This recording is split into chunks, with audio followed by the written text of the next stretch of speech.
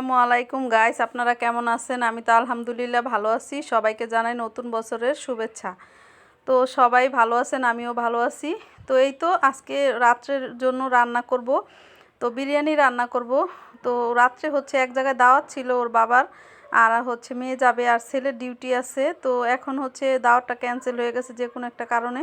তো সেই জন্য রাত্রের দুপুরের জন্য আমি অল্প পরিমাণ রান্না করছিলাম, তো এখন আবার রাত্রের জন্য রান্না করব। আর আজকে যেহেতু বছরের প্রথম দিন, কালকে তো আজকে সবাই রাত্রে হচ্ছে ছাদে ভালো মন্দ রান্না করছে, পার্টি করতেছে, খাবে। তো সেই জন্য আমি তো ছাদে রান্না করব না, কারণ ছাদে হচ্ছে আমার চুলা আছে, কিন্তু ঠান্ডা প্রচুর, ঠান্ডার ভিতরে আমি হচ্ছে থাকতে পারি না, মাথা ব্যথা করে আমার। তো সেই জন্য ভাবলাম ছাদে রান্না করব, একা একা যাব না, তো ঘরেই রান্না করব।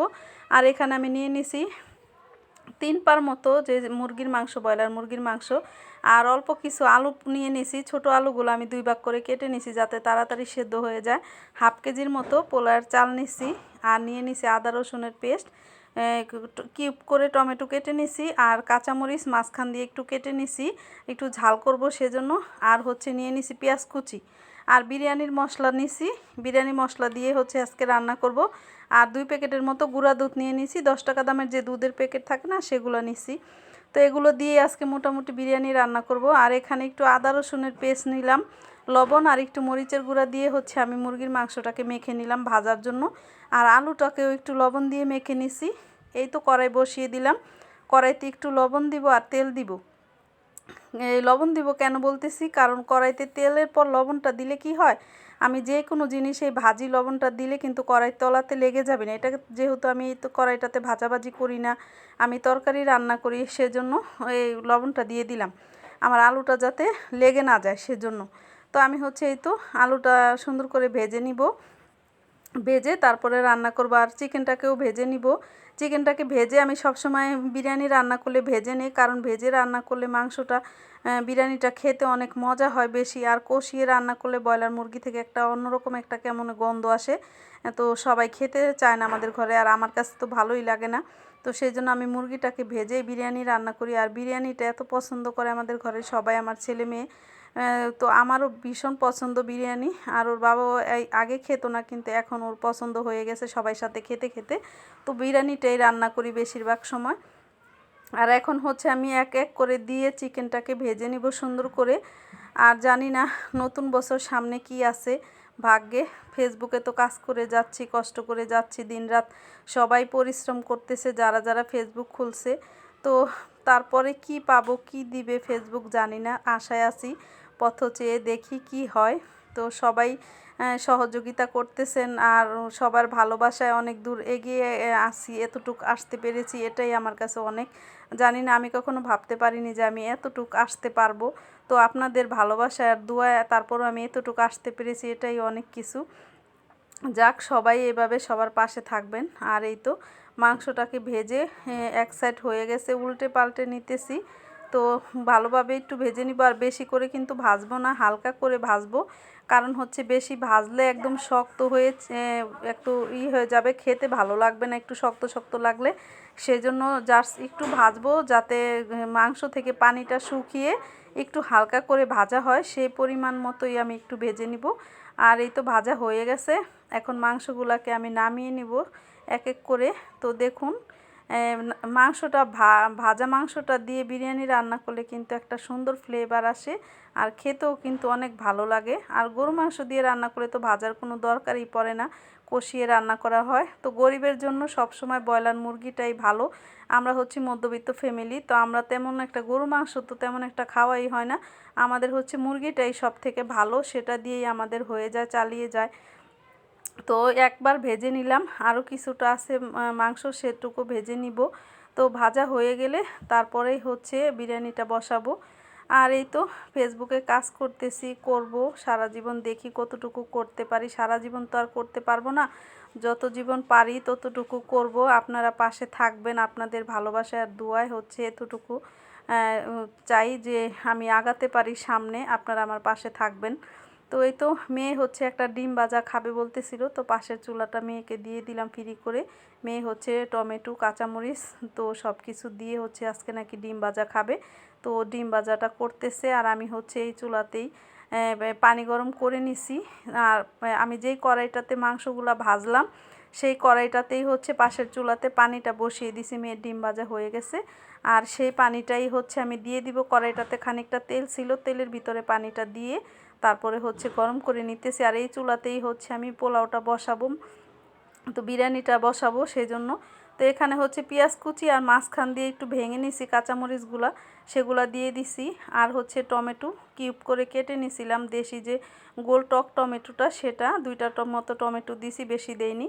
আর আপনারা এখানে টমেটো সস দিতে পারেন চাইলে। আমি ঘরে টমেটো ছিল, ঝটপট করে রান্না করতেছি, সেটাই দিয়ে দিলাম। আর আদা রসুন ব্লেন্ডার করা ছিল, তো সেই আদা রসুনটা দিয়ে দিছি এখানে, দিয়ে ভালোভাবে মিক্স করে নিতেছি সব কিছু একসাথে করে।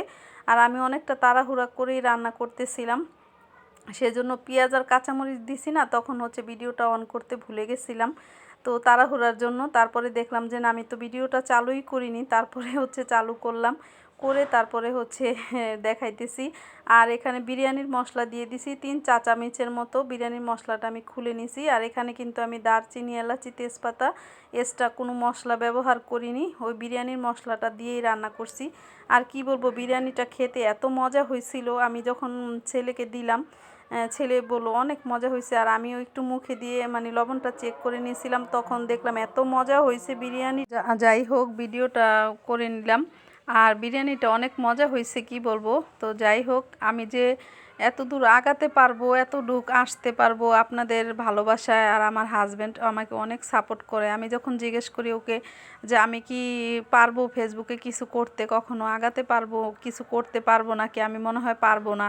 তো আমার হাজব্যান্ড আমাকে অনেক সাপোর্ট করে, বলে না তুমি পারবা, তুমি এগিয়ে যাও, তুমি অনেক কিছু কষ্ট করতেছো, তুমি অনেক পরিশ্রম করতেছো, অবশ্যই তুমি পারবা, তোমার দ্বারা কিছু হবে, এরকম আমাকে অনেক কিছু বলে, আমাকে অনেক জোর দেয়, সাপোর্ট দেয়। আর আমার ছেলে আমাকে অনেক সহযোগিতা করে।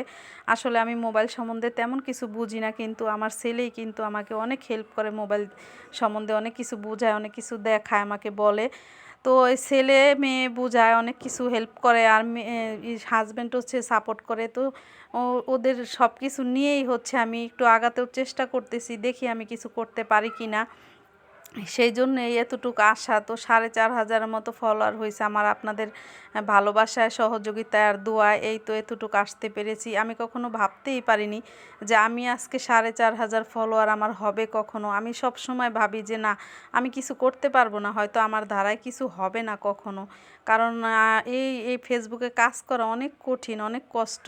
যখনই সময় পাই তখনই মোবাইলটা হাতে নিয়ে হচ্ছে অন্যের ভিডিও দেখি, কমেন্ট করি, একটা লাভ রিয়েট দেই, এই তো যখনই সময় পাই তখনই এই কাজটা করি। আমি হয়তো সংসারের কাজকাম করি, ফাঁকে ফাঁকে এই কাজটা করি, যতটুকু পারি সময় দেই ফেসবুকে, যতটুকু পারি আমি চেষ্টা করি সময় দেওয়ার জন্য। জানি না আগাতে পারবো নাকি, সামনে আর সময় দিতে পারবো নাকি। যদি আমার ভুল ত্রুটি হয়ে থাকে এই ভিডিওর মাধ্যমে আপনারা ক্ষমা করে দিবেন।